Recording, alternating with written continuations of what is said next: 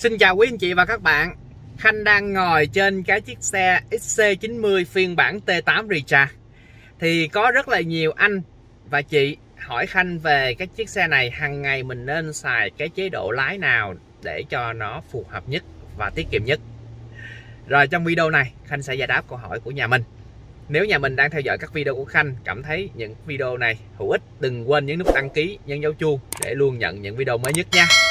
Và các xe của bên Khanh phân phối tại Việt Nam thì nó sẽ có tổng cộng là hai phiên bản. Phiên bản động cơ B6 nó sẽ có giá bán là 3 tỷ 950 triệu. Và phiên bản động cơ T8 Recharge Khanh đang ngồi đây là có giá bán là 4 tỷ 490 triệu. Còn về bảo dưỡng thì mình sẽ được miễn phí bảo dưỡng cả tiền công, tiền vật tư trong 3 năm có giới hạn km. Còn bảo hành thì sẽ là 3 năm không giới hạn km. Rồi đó là những cái sự khác biệt của Volvo so với các hãng xe sang khác. Rồi bây giờ Khanh sẽ đi vào chi tiết xem cái chiếc xe của mình là sử dụng hàng ngày cái chế độ gì nó sẽ phù hợp nha. Rồi quý anh chị quan sát trên màn hình, đối với cái chiếc xe của mình sẽ có tổng cộng là đây các chế độ lái nè: Pure, Hybrid, Individual, Power, Off-road. Quý anh chị lưu ý Off-road thì nó sẽ tự động trả về cái chế độ Hybrid nếu quý anh chị đi tốc độ trên 40 cây/giờ. Và khi mà quý anh chị để chế độ Off-road, cái xe của mình nó sẽ tự động nâng gầm lên nha. Đây Khanh để chế độ Off-road nè, quý anh chị để ý không, cái xe nè, đó nó nâng gầm lên nè, đó nó đang nâng gầm lên đó. Và khi quý anh chị tắt chế độ Off-road thì xe của mình sẽ hạ gầm xuống. Rồi ở chế độ Pure có nghĩa là chạy hoàn toàn bằng điện đó, nó sẽ vắt kiệt bộ pin luôn. Đây quý anh chị lưu ý nè, đó đây chế độ Off-road nè, thì mặc nhiên nó sẽ sử dụng động cơ xăng nha, nó sẽ không sử dụng động cơ điện đâu. Còn bây giờ là Khanh chuyển qua cái chế độ Pure nè, nó sẽ chuyển qua động cơ điện nè, đó quý anh chị thấy không ạ? Đó, Pure thì nó sẽ chuyển qua động cơ điện. Đây là đang vận hành ở chế độ động cơ điện nha. Đối với xe XC90 phiên bản T8 Recharge và XC60 phiên bản T8 Recharge thì khi mà nó khởi hành lên, khởi động xe lên thì nó sẽ bằng động cơ điện. Chính vì vậy Khanh đang ngồi, quý anh chị sẽ không nghe tiếng động cơ nó nổ máy đâu. Rất là êm, cực kỳ êm, bởi vì nó có chạy động cơ đâu. Đối với cái chế độ điện mình có thể chạy, quý anh chị nhìn vào đây nè, nó sẽ sạc. Động cơ điện của xe T8 Recharge nó rất là thích hợp tại thị trường Việt Nam và những nước đang phát triển không có cơ sở hạ tầng về xe điện. Tại sao Khanh nói như vậy? Bởi vì nó sẽ có sạc bằng động cơ xăng, có nghĩa là động cơ xăng đóng vai trò là sạc thôi. Và quý anh chị có thể cắm sạc bằng điện 220V tại nhà luôn. Thì trong quá trình quý anh chị di chuyển ở bán kính rơi vào khoảng 50 km thì cái chiếc xe mình sẽ không cần phải dùng một tí xăng nào hết, bởi vì nó được sạc bằng điện 220V tại nhà. Còn khi mà chiếc xe của mình đang chạy mà nó hết điện thì động cơ xăng nó sẽ kích hoạt lên và nó sẽ sạc điện vào cái pin này. Quý anh chị nhìn để ý nè, đây là cái phần pin có thể đi được là 14 km và cái phần xăng có thể đi được là 210 km. Còn khi mà đề máy lên thì mặc nhiên xe của mình sẽ ở chế độ Hybrid, có nghĩa là ở chế độ này nó sẽ tự động chuyển động cơ xăng và động cơ điện hoàn toàn bằng do máy tính nó làm. Và nó sẽ ưu tiên một là động cơ điện. Đây Khanh chuyển chế độ Hybrid nha. Bấm vô Hybrid nè, Khanh bấm Hybrid nè. Đây Hybrid. Đó, quý anh chị thấy không? Nó vẫn là động cơ điện nha. Đó, còn chuyển qua các chế độ Individual hoặc là Power nè. Đó, nó sẽ kích hoạt động cơ xăng nè. Quý anh chị thấy dòng tua không?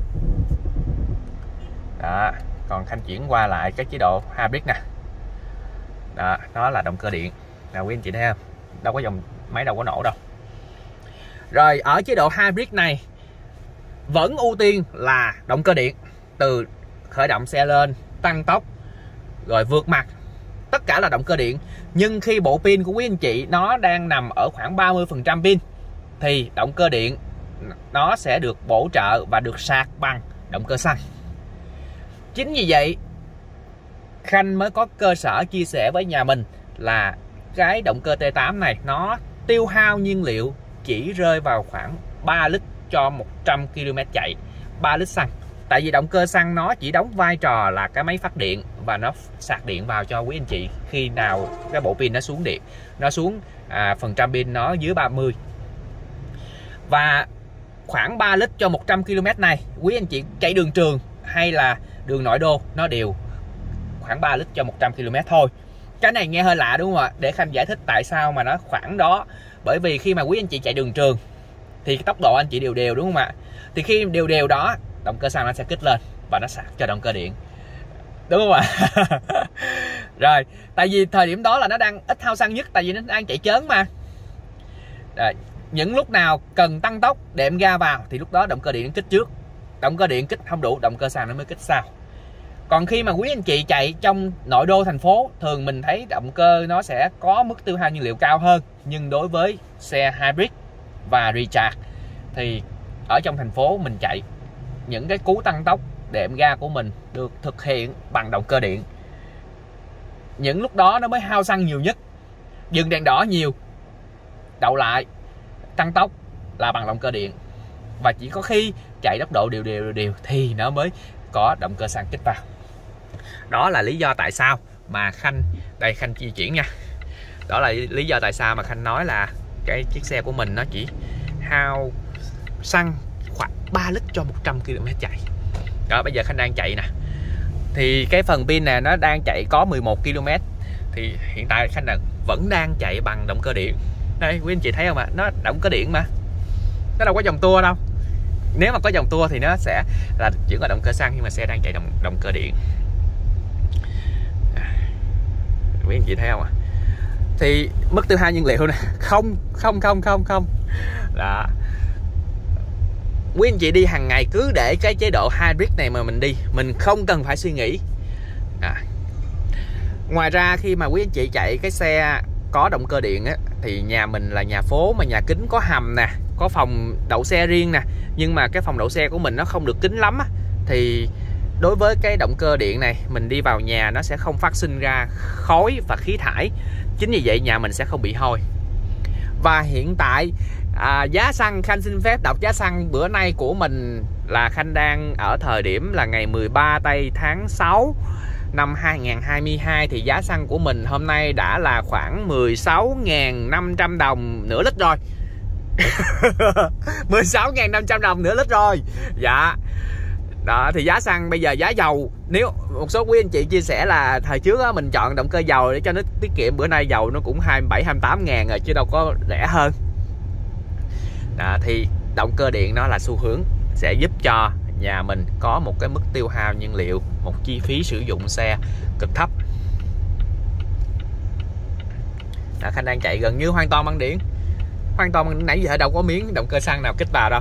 Và khi quý anh chị để ý nha, Khanh đang tăng tốc nè, Khanh tăng tốc nè, rồi Khanh dở chân ga ra nè, đó, dòng tua xuống thì có cái hình cái pin nè, đó, lúc này nó đang sạc. Quý anh chị thấy không ạ? Mỗi lần mà nó hiện cái pin lên, dở chân ga ra là nó đang sạc. Đó, thì lúc này nó sẽ được sạc ngược lại. Nó sẽ sử dụng cái động năng thừa, động năng phanh để nó sạc. Một cái yếu tố mà khi nhắc đến cái vấn đề này mà quý anh chị thường không để ý, mình chỉ chú tâm đến việc là xe này là thay pin bao nhiêu, xe này hao xăng bao nhiêu. Nhưng cái yếu tố mà an toàn trên cái động cơ điện thì gần như quý anh chị ít để ý. Tại sao Khanh dùng từ là an toàn? Bởi vì khi mà quý anh chị đi xuống dốc mà mình sử dụng phanh nhiều thì lúc đó là gần như là nó chỉ sạc vô xe. Và cái việc sạc đó nó sẽ sử dụng bằng cái lực phanh. Chính vì vậy xe điện nó sẽ phanh bằng từ, nó không cần đến cái việc mà anh chị phải đạp cái bú phanh nó kẹp vào cái má phanh. Thì cái xe của mình đi xuống dốc một cái đoạn đường dài, xuống dốc 10-20 km, động cơ điện này sẽ mang lại sự an toàn hơn. Bởi vì cái phanh của mình nó sẽ có cái mức độ tỏa nhiệt thấp hơn là động cơ xăng. Chắc chắn với quý anh chị luôn, nhiệt độ phanh sẽ thấp hơn. Chính vì vậy mình sẽ không bị những cái tình trạng là sôi dầu, không bị những tình trạng là mất phanh trên cái động cơ điện. Chắc chắn với quý anh chị điều này. Quý anh chị hãy thử giúp dùm Khanh nha. mình sẽ so sánh hai xe động cơ xăng và động cơ điện, thì xe động cơ điện chắc chắn có mức nhiệt độ ở cái má phanh thấp hơn động cơ xăng truyền thống, bởi vì nó sẽ sử dụng cái lực gỉ lại của động cơ điện để nó sạc. Chính vì vậy nó sẽ cực kỳ an toàn. Gần như là đối với động cơ điện thì không có thừa cái gì hết, sử dụng hết, nấu luôn cả xương cả da không có thừa cái gì hết. Đó. Một ưu điểm của động cơ điện là mắc tiền. Ưu điểm của động cơ điện đó là gọi là chi phí mắc tiền, tức là bỏ ra cái xe mình đầu tư nhiều hơn. Rồi một số anh chị thì ngại về cái việc mà động cơ điện là mình phải thay pin. Đó, nhưng ở T8 Recharge của Volvo thì quý anh chị sẽ được bảo hành pin lên đến 8 năm. Thành ra quý anh chị chạy trong 8 năm không cần phải suy nghĩ về cái việc bảo hành pin. Volvo lo. Còn sau 8 năm nếu xe của quý anh chị có bị hư chai, phần pin sẽ được thay từng cell pin nhỏ trong bộ pin chứ không phải thay cả cụm. Đó là những cái ưu điểm của động cơ T8. Nãy giờ Khanh chạy gần như hoàn toàn điện không, xăng không tốn miếng nào luôn á. Nãy giờ nói chuyện với quý anh chị cũng một đoạn đường vài cây số xa đó. Thì cái động cơ T8 Recharge này nó cao cấp, nó hơn động cơ hybrid ở chỗ là bộ pin nó to hơn và nó cho phép đi quãng đường xa hơn. Động cơ hybrid quý anh chị sẽ thấy ở Toyota Camry, Toyota Cross hoặc là những chiếc Lexus là sẽ có cái quãng đường đi chỉ khoảng 3 km thôi, được chạy điện hoàn toàn luôn nha, nhưng chỉ ở khoảng 3 km thôi. Tại vì bộ pin nó nhỏ, chỉ đủ để hỗ trợ cho cái việc mà quý anh chị tăng tốc chứ không có bổ trợ chính trong cái việc chạy điện hoàn toàn.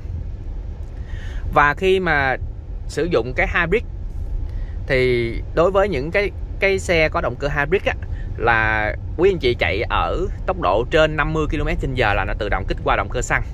Nhưng đối với động cơ T8 Recharge này nó cho phép quý anh chị chạy được quãng đường 50 km luôn và tốc độ lên đến 180 km/h, tức là động cơ điện chạy gần như thuần điện luôn.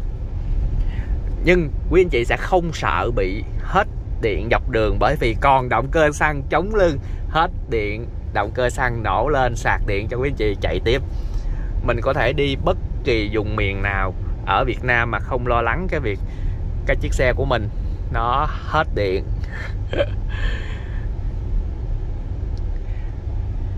Rồi, cảm ơn cả nhà đã quan tâm theo dõi các video của Khanh. Một cái video chia sẻ nho nhỏ cái việc lái chiếc xe này. Xin chào và xin hẹn gặp lại. Bye bye.